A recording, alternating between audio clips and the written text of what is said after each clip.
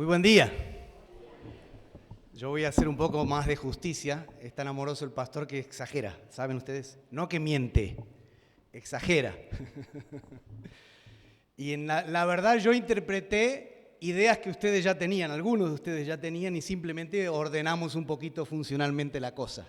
Así que hay varios creativos acá en medio de ustedes, pastor.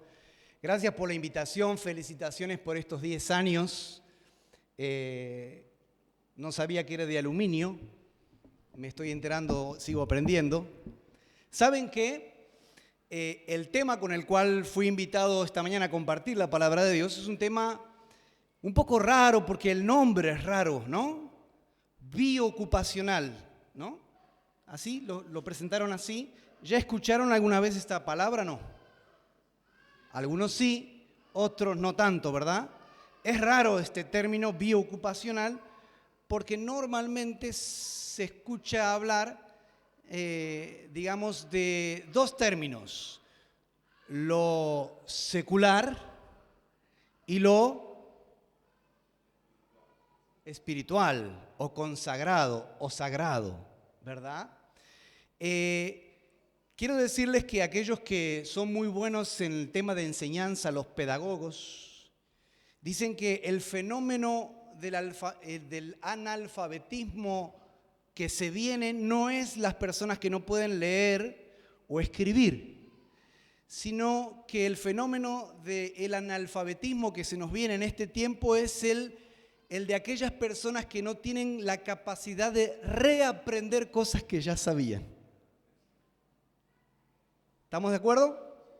No que a veces dice, déjame de hinchar con estos botoncitos, vamos a lo otro que tenía, ¿no? Que se podía apretar. Y acá es uno o dos. La tecnología nos está poniendo en crisis, ¿no? Y estoy hablando de alguien que le gusta la tecnología, pero de verdad que me gana. Entonces, trayéndolo a términos netamente bíblicos, porque si nosotros tenemos que fundamentarnos, nos tenemos que fundamentar en algo que Dios quiere que sea así. Y para que nosotros no lo erremos, tenemos que mirar donde Dios ya nos habló. ¿Estamos bien hasta ahí? Bien, entonces, este término, aunque parezca novedoso, es un término que no está dicho de esa manera, pero que es bien bíblico. Yo les invito a que me acompañen, no sé si usan celular o papel, el que les guste. Les invito a que me acompañen a un texto que está en el libro de Hechos. Vamos a usar varios textos, pero vamos a arrancar por ahí. Allá por el capítulo 18,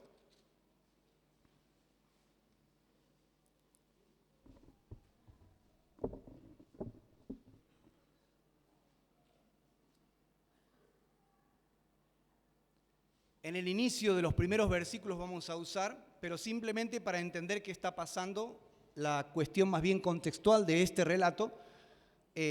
Algunas Biblias tienen títulos a ciertos pasajes, los títulos no estaban en el original, pero nos ubican y nos dan a entender qué está pasando más o menos en lo que viene, ¿verdad? Entonces, si usted mira para arriba, va a ver que Pablo, el apóstol Pablo, ya había pasado por Atenas. Ahí teníamos en el relato anterior a lo que vamos a leer, aquel famoso discurso que él da, donde les alaba a los atenienses porque dicen, he visto que son muy religiosos y que hay tantos templos en su ciudad y también he visto que hay un templo al Dios no conocido. Y como buen contextualizador misionero que era, dijo, vamos de lo conocido a lo desconocido, a la novedad, de lo que ya está, porque hay un detalle, ¿sabes una cosa? Dios no se quedó sin testimonio en ninguna parte del mundo. Siempre hay historias folclóricas, si quieren, en las culturas del mundo que dan perfectamente pie para que el evangelio sea entendido. Dios no pierde tiempo. Y así fue que Él usa esto del Dios no conocido para presentar a Jesús. Algunos dicen que le fue mal porque en realidad eran pocos los que creyeron. A mí me parece que le fue excelente porque aquí hay varios que conocen al Señor Jesús y se aceptan seguir a Cristo como su Señor. Está al final del relato. Inmediatamente después está lo que vamos a leer ahora. ¿Me acompañan? ¿Qué les parece? Yo tengo una versión, ahora es difícil leer congregacionalmente, pastor, ¿no? Porque tenemos tantas versiones. A mí me gusta esta y le pido disculpas si algunos tienen otra, pero lo pueden seguir. Yo voy diciendo 1, 2 y seguimos. ¿Está bien? Listo, vamos nomás. 18:1. Después Pablo salió de Atenas y fue a Corinto. Allí conoció a un judío llamado Aquila, nacido en la región de Ponto, quien estaba recién llegado de Italia junto con su esposa Priscila. Habían salido de Italia cuando Claudio César deportó de Roma a todos los judíos. Pablo se quedó a vivir y a trabajar con ellos, porque eran, ¿qué dice ahí en tu versión? Por favor, ayúdame ahí. ¿Eran qué? Este matrimonio, ¿qué profesión tenían? Fabricantes de tiendas, hacedores de tiendas, ¿verdad? No tenemos la palabra hacedor en nuestro español. En el inglés, tent makers es un término bien acuñado y súper usado, pero en nuestro español no tenemos un término, digamos, ya reconocido culturalmente. Si decimos que era un hacedor de tienda, decimos, ¿a qué se dedicaba? Algo de tienda debe ser, pero ¿qué es un hacedor de tienda? Y bueno, ¿se acuerdan en qué contexto está esto? ¿Qué tiempo histórico está pasando en este relato? Ayúdenme. ¿Quiénes estaban al mando? Los romanos. Saben que los romanos usaban muchas tiendas o carpas, porque, por ejemplo, el domo o el trazado de cualquier ciudad romana arrancaba simplemente marcando en la tierra cuadrados, una cuadrícula, y poniendo carpas en las distintas manzanas donde se hacía. Pero además no solo por una cuestión urbanística, sino por una cuestión simplemente práctica. ¿Se acuerdan que los romanos eran muy buenos en la construcción de autopistas, de caminos, ¿no? Ese famoso dicho de que todos los caminos... Claro, porque esa facilidad de comunicación les daba también estratégicamente mayor poder de dominio. Más rápido el ejército se podía trasladar de un lado a otro. Entonces estas cuestiones de caminos y distancias, bueno, llegaban las noches. ¿Dónde se pasan las noches en la nada? Ahí está Pablo, Aquila y Priscila, listo para venderte una carpa. ¿Querés? Barato, te vendo barato. Como buen judío, ¿no? Ya estamos haciendo negocio acá. Entonces, hacedor de tiendas o fabricante de tiendas no es tan común, porque hoy para nosotros, digamos, es algo extraño a nuestra cultura, pero bíblicamente hablando, ellos tres pusieron una empresita allí en Corinto, la ciudad que está relatada aquí. Seguimos un poquito más. ¿Dónde dejamos? Ayúdenme a ver si estabas atento. En el versículo 4 me dictan por acá, a ver si es verdad. Cada día de descanso, eso supone un sábado, Pablo se encontraba en la sinagoga tratando de persuadir tanto a judíos como a griegos.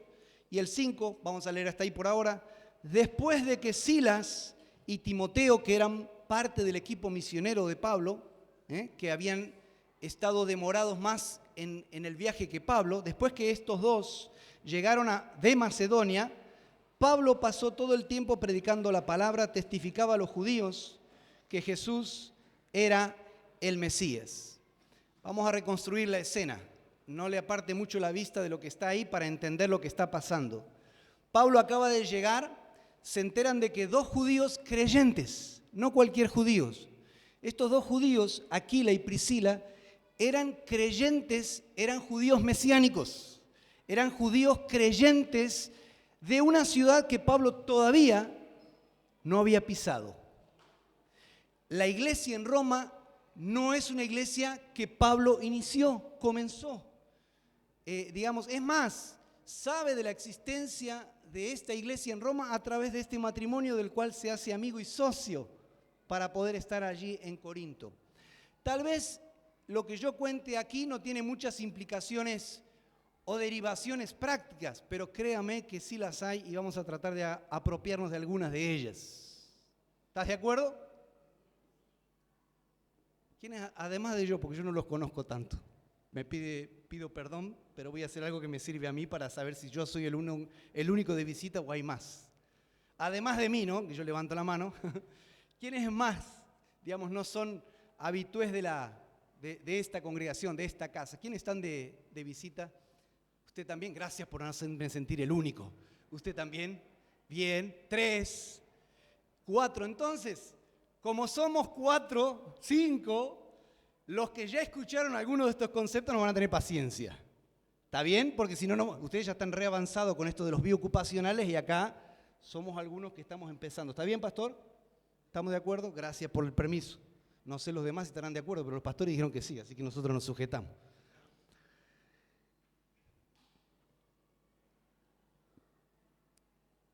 Una lectura rápida del Nuevo Testamento pareciera indicar que este es el único caso en el cual encontramos que Pablo se dedicaba a otra cosa además de predicar el Evangelio. Y eso sería la manera, digamos, típica de pasar el texto bíblico. Muy rápido, muy por arriba, sin prestar demasiada atención a algunos detalles importantes. Por ejemplo, ¿cuántos viajes hizo Pablo cuando fue encomendado para extender el Evangelio a partir de la iglesia de Antioquía? Allí en el capítulo 13 del libro de Hechos, donde la congregación bien cosmopolita de ese lugar, reunidos buscando dirección de parte de Dios. No se olviden que parte de lo que fue formado en estos lugares tiene que ver como consecuencia de la huida por causa de la matanza de los primeros discípulos. ¿Se acuerdan? El capítulo 8 del libro de Hechos relata que allí está Esteban, el primero que tenemos como un mártir. Y en el relato se ocupa de contar el detalle de que a quienes le pusieron, ¿no?, la ropa de Esteban a sus pies como símbolo de victoria era eso. ¿Saben a quién se lo pusieron? ¿A los pies de quién? De un tal muchachito bien así sanguíneo llamado Saulo, que es el mismo que ahora nosotros estamos leyendo como Pablo. Es la misma persona, que hay una historia en el medio que es interesantísimo, que si vos tenés una posibilidad de ir a una Biblia, aunque sea en el teléfono, leas desde el 8 hasta el que acabamos de leer nosotros, porque es apasionante lo que está pasando. Es interesantísimo lo que está pasando. Volviendo un poquito a esta cuestión de esta iglesia que encomienda a Pablo y a Bernabé para la obra que yo los he apartado, llamado, dice ahí capítulo 13, versículo 1 y 2, ¿verdad? Pablo sale y ¿cuántos viajes hace? A ver quién es, eso es un examen bíblico, pero a libro abierto. Claro, algunos dicen 4, pero no es tan correcto porque el cuarto lo llevaron a Roma, o sea, él fue preso, aunque tenía prisión domiciliaria, él fue obligado a ir a Roma, ¿no? Entonces, definitivamente decimos que son 3 viajes. ¿Y sabes una cosa, lo interesante de todo esto? Que si fuera un detalle nada más en la Biblia de que Pablo hacía tiendas y terminara ahí, bueno, diríamos que era una estrategia. Mientras tanto llegaban sus amigos, que eran parte del equipo misionero, y cuando llegaron sus amigos, ¿qué pasó acá? Cuando llegaron de Macedonia, ¿qué dice que Pablo hizo? Es interesante, está en tu Biblia, lo acabas de leer, lo acabamos de leer. Dice que él dejó de coser. Sí, vinieron los que no estaban, estuvieron con Pablo y inmediatamente ahí, sí, se quedó con ellos. Eso fue un día de reposo, todos los sábados lo hacía. Era una práctica común porque los sábados un judío no trabajaba, eso seguía igual. O sea, el día de reposo era el día de reposo, no era para trabajar. Pero él no se quedaba aislado de donde él entendía que tenía muchísimo para dar. Porque la salvación, dice en Romanos 16, es al judío primeramente y también al griego. Jesús muchas veces velaba su rostro mesiánico como el enviado, digamos, para todos los que no eran judíos, porque entendía que primeramente era la casa de Israel. Él debería cumplir su rol mesiánico de aquel Cordero de Dios, como lo indicia, como lo presenta Juan, que quita el pecado del mundo. En esa presentación de un sacrificio perfecto de Dios, ¿quién iba a entender? ¿Un griego? ¿Un filisteo? No tenían esa historia, esa expectativa de que Dios se vale de sacrificios simbolizando lo que Jesús mismo iba a hacer como obra perfecta de una vez y ya para siempre. Hoy cuando cantábamos tuve este sentir, y voy a meter un paréntesis. Yo decía por un lado, qué fácil que es ser cristiano. Qué fácil que es ser cristiano. Nos tocó vivir en países musulmanes. Un musulmán jamás se le ocurriría que podrían tener la posibilidad de tener a Dios tan cerca, tan a la mano, tan disponible. Ellos hacen rutina año tras año de sus fiestas y al final de sus vidas, si el 51% de sus obras son buenas, tal vez vayan al cielo. ¡Qué tremendo! Vos ni yo no podemos hacer nada para ir al cielo, sino aceptar lo que ya Cristo hizo por vos y por mí. ¡Qué fácil! Él tomó tu lugar, Él tomó mi lugar. Y esa noticia no es justa que quede en vos y en mí nada más, porque esa noticia que cambió, transformó nuestras vidas, está disponible para todo aquel, y me encanta la palabra todo de la Biblia porque es lo más inclusivo. Hoy vieron que hablaron de la inclusividad y la qué sé yo. Bueno, la Biblia es más inclusiva que todo aquel que en Él cree. Él no vino para condenar, vino para salvar. Porque todo aquel que en Él cree, todos sos vos y soy yo. Todos y todas, como nos gusta ahora, ¿no? O a algunos les gusta. No digo todes, digo todos y todas. Volviendo al relato, gracias por el paréntesis, y es una motivación para que cuando vos sepas el favor de Dios sobre tu vida, estés más agradecido al momento de, digamos, elegir palabras para decírselo a Dios. La gratitud debe ser parte característica de nuestras vidas. No podemos vivir todo el tiempo con una actitud de queja, porque la obra más difícil, más imposible que una persona podría o debería hacer ya fue hecha a tu favor. Todo lo demás es chiquito al lado de la obra de Cristo, hecha a tu favor, mi favor. Amén. Gracias Jesús por esto. Miren, en el primer viaje de Pablo, esto está relatado en el libro de Hechos también, en capítulo 13 y 14, digamos, en este viaje Pablo alude a la actividad en su discurso acerca de lo que como apóstol él tiene derecho. Cuando escribe a los Corintios, en 1 Corintios, él dice, o es que solo Bernabé y yo estamos obligados a ganarnos la vida con trabajos. Esto está en 1 Corintios 9:6. ¿Qué quiero decir? Este lugar Corinto, donde Pablo acaba de llegar, después de pasar por Atenas, dice que estaba con Bernabé. Y solamente estuvo con Bernabé en su primer viaje. Quiere decir que cuando le escribe a los corintios y les dicen, muchachos, yo también soy apóstol. A veces, Pablo, por trabajar con sus manos, algunos creyentes de un contexto más helénico, donde para los griegos, más bien el filósofo, ¿se acuerdan de Aristóteles, Platón y toda esa, ¿no?, cantidad de filósofos que andaban por ahí discursando? De hecho, cuando en allá Atenas Pablo discursa lo que discursa, tiene público porque después de que la gente usaba ese techo llamado basílica, al lado de la plaza llamada ágora, eso los arquitectos nos hacen estudiar en historia, así que no lo tengo por la Biblia, lo tengo por la arquitectura. En ese espacio de techo donde los que eran campesinos y cultivaban las hortalizas, las verduras, lo que fuera, llegaban y vendían, terminaba la venta, venía el mediodía y en el mediodía se dedicaban a escuchar a los filósofos y todo esto. Entonces, ser filósofo para muchos de nuestros hermanos creyentes del primer siglo era como, wow, ¿no? ¿Te puedo tocar? ¿Me dejás ser tu amigo? ¿Puedo pisar tu vereda? Decíamos los chicos cuando jugábamos, ¿no? Al dueño de la pelota. Era como, y Pablo, por haber hecho trabajo manual, como cualquier simple, vulgar persona común de la sociedad, era a veces como menoscabados en su llamado, en su espiritualidad, en su relevancia como enviado de parte de Dios. Le falta fe a Pablo. ¿Por qué cose carpa? ¿No espera que venga un cuervo y le traiga un pedazo de carne? ¿Cuál es la fe? ¿La que usa la mano para coser o la que espera un cuervo que le traiga un pedazo de carne? ¿Cuál es la fe correcta? ¿Cuál es la fe bíblica? ¿Cuál es la que más glorifica al Dios que te llama? Qué pregunta, ¿no? No me meto en problemas, creo que podemos entender y vamos a llegar después a algunas conclusiones. ¿Ese reloj funciona? No lo entiendo muy bien. ¿Son 12 menos 5? ¿Esto va hasta las 12?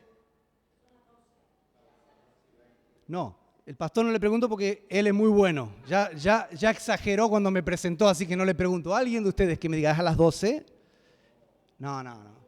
Pastor, vieron que así como el pastor es la congregación, hay otros también que exageran. 12:30 me dicen. Yo no acepto 12:30.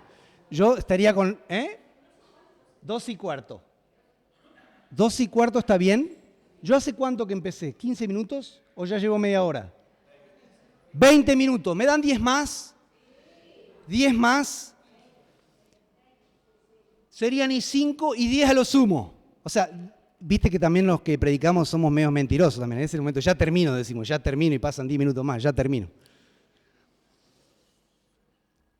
Pablo hace alusión cuando escribe a los Corintios de que ¿acaso Bernabé y yo nada más no tenemos derecho de vivir del Evangelio? Jesús mismo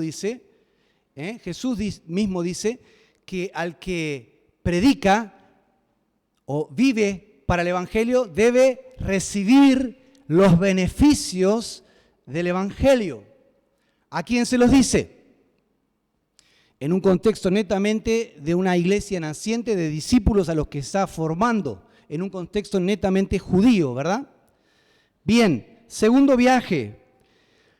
Acá en el primero me aceptás que cuando escribe a los Corintios lo nombra a Bernabé y dice que trabajó ahí y que debería ser en ese primer viaje que él aparentemente usó de sus manos para hacer lo que hizo. Segundo viaje, hay también testimonio de las cartas de Pablo, de que él estuvo también haciendo de las suyas con las carpitas por ahí. En Hechos capítulo 17 describe el ministerio de Pablo a los tesalonicenses, y en las dos cartas que Pablo escribe a los tesalonicenses, él describe cuando le dice a estos hermanos, después de haber pasado por Tesalónica, en las dos cartas inclusive, describe largas jornadas de trabajo y mucho esfuerzo haciendo algo manual, aparentemente tiendas, ¿no? Por lo que entendíamos que él sabía hacer.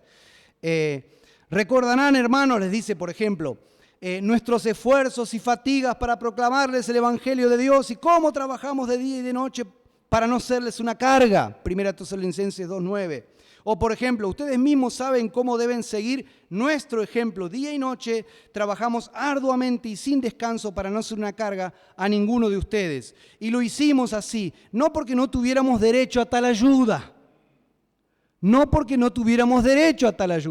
sino para darles un buen ejemplo. 2 Tesalonicenses 3, 7, 9. Créanme, hermanos, nos hemos puesto porque esto es muy importante.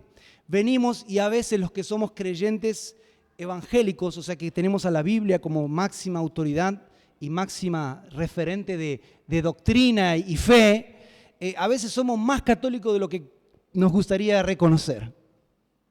¿En qué aspecto? Por ejemplo, en el aspecto de que en la visión de un judío no existe ese dualismo de aquel persona que es pastor y yo como soy panadero, bueno, no soy tan espiritual porque él es pastor y yo soy panadero. De hecho, en el contexto de la formación de la iglesia inicial del cual estamos leyendo en este momento, lo que dominaba culturalmente era la formación rabínica. Ustedes saben que como parte de la chapa que Pablo usó en parte de algunas de las defensas que él necesitó delante de los romanos, delante de los judíos que lo acusaban, él decía, yo soy ciudadano romano, pero también soy un judío formado a los pies de un tal Gamaliel. ¿Se acuerdan? Algunos se acuerdan. Estoy buscando algo que quiero leerles textual. De un rabino llamado Gamaliel.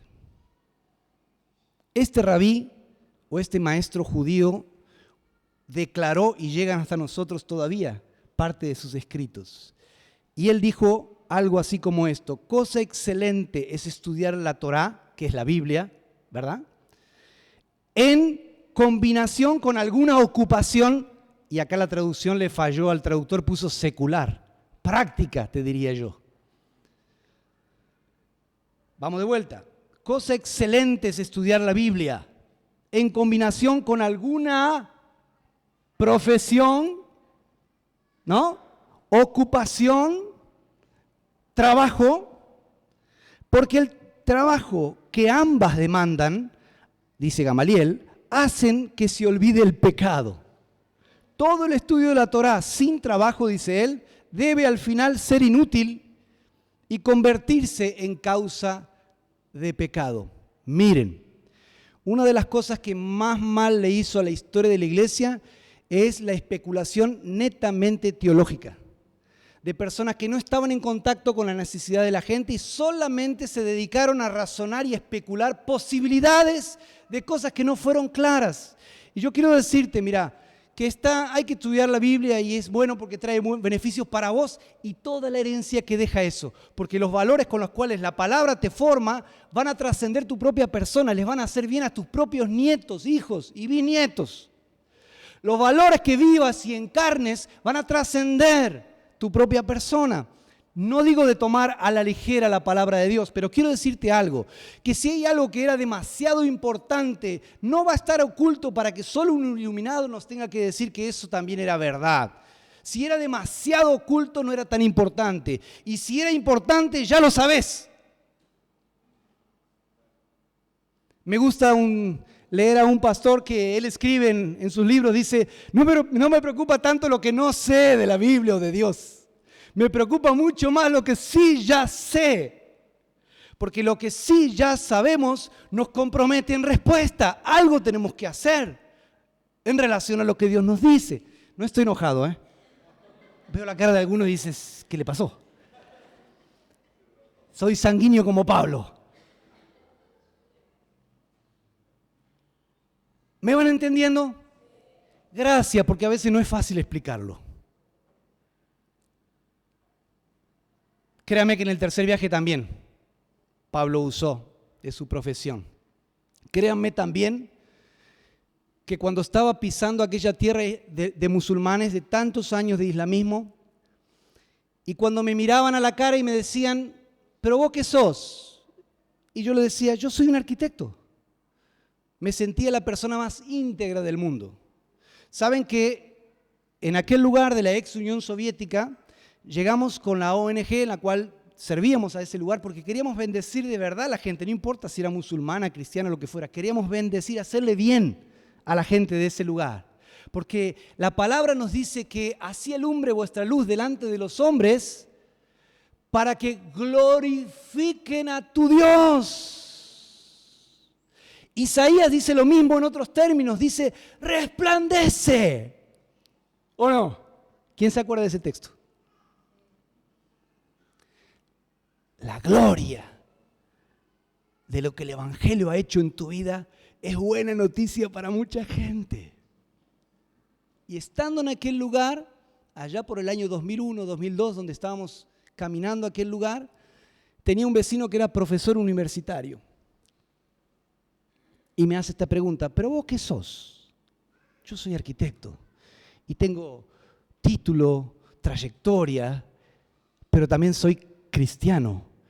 Ningún musulmán va a pensar nada malo si yo vengo de un país donde por lo menos en la estadística dice que casi el 84% en aquel momento era cristiano. Yo estoy diciendo algo coherente, normal.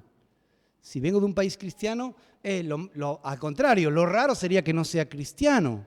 Pero si vengo de un país cristiano, ser cristiano es normal. No es una amenaza para ningún musulmán que yo diga que yo soy un arquitecto cristiano. Ahora, escuchen una cosa. En ese momento estaba yo como director de la ONG de esa provincia y había 10 directores más de la misma organización con la cual servíamos al país. ¿Y saben una cosa? Tremendos hombres de Dios, extraordinarios, que habían ido al seminario, se habían preparado como pastores y misioneros, pero no lo podían decir a nadie. ¿Me entienden? Porque enfocaron toda su vida exclusivamente en el llamado, sin ninguna otra carta de presentación. Pero vos tenés que ayudarme con esto. ¿Sabés que si vos le decís a un musulmán que vos sos misionero, es como para que vos me entiendas más o menos el mismo nivel de peligrosidad? Es como si yo te digo que acá en medio nuestro está sentado Bin Laden. Los musulmanes no son tontos, simplemente no tienen a Cristo. Son amigos, son amigables, son buena gente. No se ponen todo el tiempo un cartucho de dinamita para volar. Son gente amorosa, amistosa, buena gente que necesita de Jesús. Decirle a ellos que vos sos misionero los pone a la defensiva y jamás ellos abrirían su corazón con vos ni te contarían cosas íntimas de ninguna manera, porque saben que están en desventaja. ¿Por qué? Porque un misionero ha sido entrenado, preparado para ganar las conversaciones y hacerte quedar como en ridículo, porque en realidad una persona que cree otra cosa cree por lo que cree más o menos, pero no es un profesional para refutar doctrina. ¿Estamos de acuerdo? Entonces, cuando yo me sentaba con él a charlar, o cuando esos pollos que criamos, como arquitecto también crié pollos, con esos pollos que criábamos también le enseñamos a criar, y le decía, vení, vamos a probar, hice un pollo al shashlik, ¿no? A la parrilla. Cuando estaba haciendo la parrilla, vivía en un planta baja, 4 pisos arriba, 150 metros de monobloc. Todos los vecinos mirando a ver qué estaba haciendo. A partir de ahí me dije, no puedo vivir tan públicamente como estoy viviendo. A partir de ahí me compré 60 álamos y en un patiecito de 4x8 planté 60 álamos y me hice mi propio bosque de camuflaje. Pero mientras construía la parrilla, los hermanos de arriba, los amigos musulmanes de arriba me decían, vecino, ¿qué está haciendo? ¿Una pecera? Y lo invito a mi amigo, al profesor, a comer un pollo, ¿no? Entonces, cuando él me cuenta de sus problemas y sus dolores, yo también le cuento mis problemas y mis dolores. ¿Vos conocés a alguien que no tenga problemas o luchas en su vida? Claro, eso están en la otra congregación, ¿no? La del otro lado, la que está acá por unas 4 o 5 cuadras. Acá estamos todos sin problemas. Claro, todos tenemos problemas. O sea, que yo crea en Cristo no me hace una persona extraterrestre. El musulmán también los tiene. Pero cuando él conoce que mi ayudador está listo para librarme y que hay respuesta a mi necesidad y Dios está listo para ejecutar a mi favor su misericordia. Eso no lo tiene el Islam, eso no lo tiene la persona que te rodea, eso no lo tiene la persona que va a tomar el colectivo, eso lo tiene solamente aquel que conoce y ha experimentado de primera mano, no porque le contaron, sino porque lo vive, la fe en Cristo. Yo quiero decirte, terminando, siendo justos, ¿sabes qué? Es un tema amplísimo, grande, largo, pero quiero decirte algo. Esta cuestión de la vocación y el llamado de Dios me metió muchísimos problemas a mi vida. Tenía 16 años de una familia muy disfuncional y la verdad, hasta con intentos de mi adolescencia de suicidio, porque la verdad que la pasaba, no entendía y decía, para esto no quiero, no me interesa vivir. Y en ese contexto la misericordia de Dios llega a mi vida. Y llega de una forma que entiendo que Dios me estaba llamando a hacer algo por unas diapositivas que vi en un campamento. Nunca iba a la iglesia, no iba a la iglesia. Mi papá no quería que vaya a la iglesia, mi mamá de tradición evangélica, mi papá de tradición católica, entonces para no haber lío estaba prohibido pisar ninguna iglesia. Así era mi casa. Pero sí iba a jugar al vóley, me gustaba jugar al vóley, los chicos con los cuales iba a jugar al vóley, había un campamento, me invitaron a un campamento, la persona que daba los estudios habló, creo que de Nehemías, no me acuerdo absolutamente nada, pero sí me acuerdo, en ese momento no había retroproyector como tienen por acá, sino que había diapositiva, una cosa antiquísima, que si van a algún museo lo van a encontrar por ahí en el centro. Unas fotitos que eran al revés, pero que cuando le ponían luz se veía bien en la pared,